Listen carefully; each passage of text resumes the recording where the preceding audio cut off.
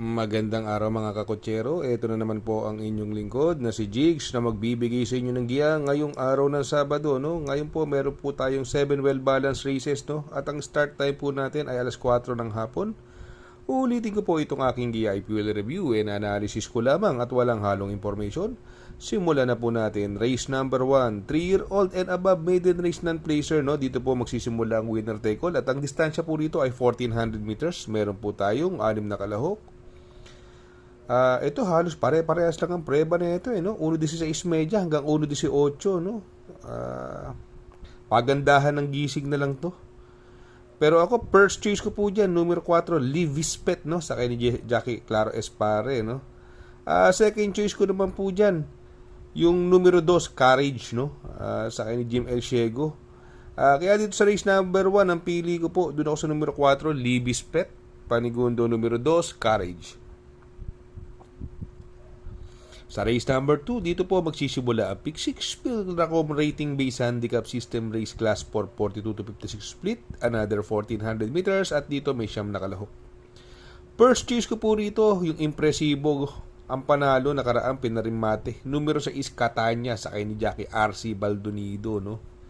Tingin ko pwedeng umulit po ito, no? Although pwedeng maging possible scenario dito, maraming mabilis. Andiyan si Lucky Hilda, si Doña Teresita, Exalted, no? Si Exalted, may preba rin pong maganda yan. Kaya lang magaling po yan mauni. Kaya lang, andyan nga po yung tulad sinabi ko, si Doña Teresita at saka si Lucky Hilda, baka magkaroon ng pressure sa unahan.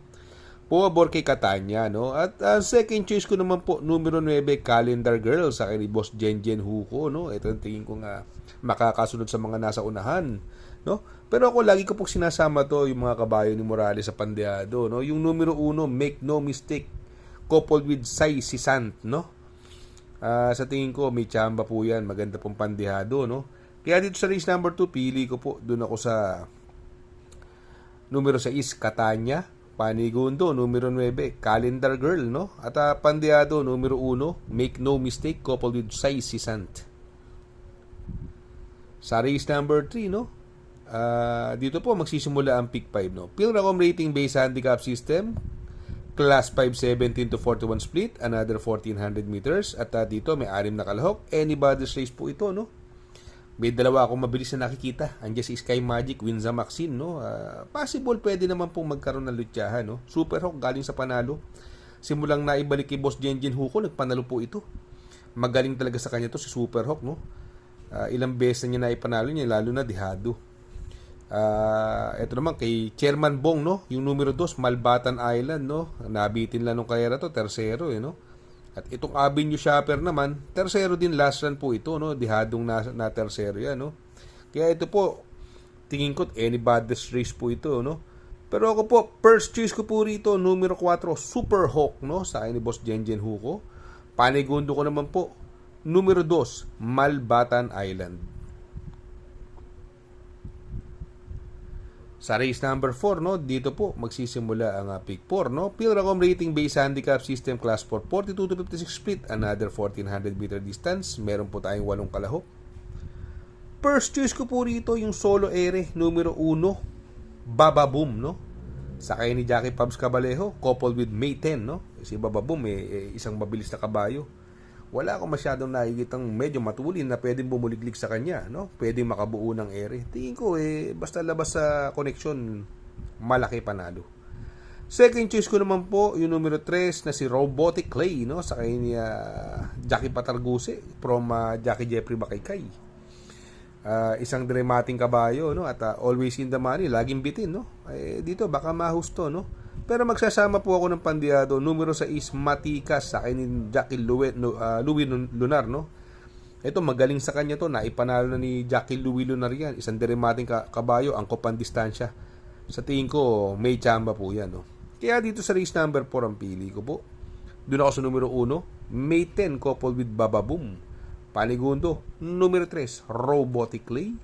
At pandiyado, numero 6, Matikas. Sa race number 5, Pilracom rating base handicap system, Class 5, 17 to 41 split, another 1400 meter distance. Meron po tayong 10 kalahok.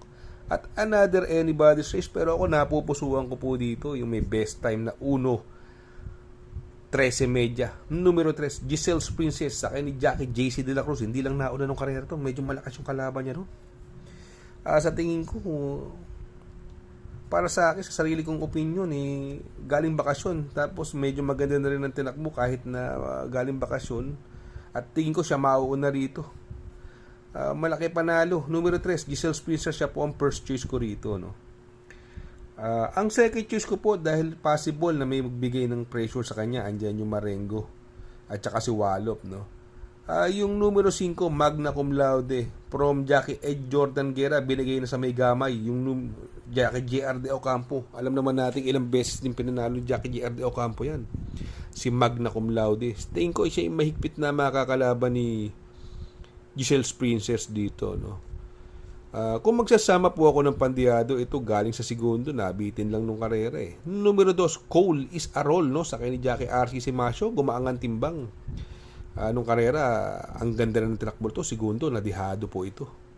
Kaya dito sa race number 5, pili ko po. Doon ako sa numero 3, Giselle's Princess. Panigundo, numero 5, Magna Cum Laude. At pandiado, numero 2, Cole is a roll. Sa race number 6, sa penultimate race, Pilrocom rating based handicap system. Race class 4, 42 to 56 split, another 1400 meters. At dito po, meron po tayo 8 kalahok.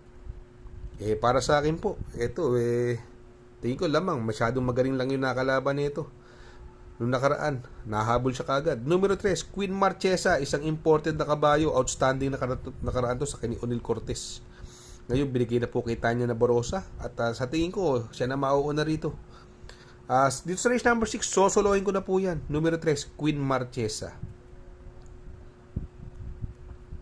Sa race number 7, sa last and final race, Pilrocom rating based handicap system race class 5, 17 to 41 split, another 1400 meters. At dito, may 12 kalahok at another anybody's race. Maraming mabilis, no? Andiyan si Bright Mind, andiyan si Taipan 1 o Ruti. Si Sinag, no? Puro mabibilis. Pwedeng possible magkaroon ng lutsahan. Kaya ako, ang first choice ko po rito, yung numero 8, Chef Cat sa akin, Jackie Jim El Ciego. Ito, always in the money po ito, no? Second choice ko na po, ko na rin po rito yung numero 12, si Winning Shot. Binigay na po kay Jackie R.A. Base. Pero para sa akin, isasama ko pa rin po, no? Ito, mababa sa laban to, yung Batang Morong, no? Sa tingin ko, may panalo din po yan, no? Siguro, magsasama ako ng 2 dehado rito. Yan, numero 3, Batang Morong, coupled with Bright Mind, no? Sa tingin ko, magandang pandehado yan. At yung numero 10 na rin, si Taipan 1, coupled with Oruti. Kaya dito sa race number 7, ang pili ko po, doon ako sa numero 8, Chef Cat. Panigundo, numero 12, Winning Shot. Pandeado, numero 3, Batang Morong, coupled with Bright Mind. At isa pang pandeado, numero 10, Taipan 1, coupled with Oruti. Mega shoutout, no? Mega shoutout sa dati kong ka-office mate sa Lorenzo Shipping Lines.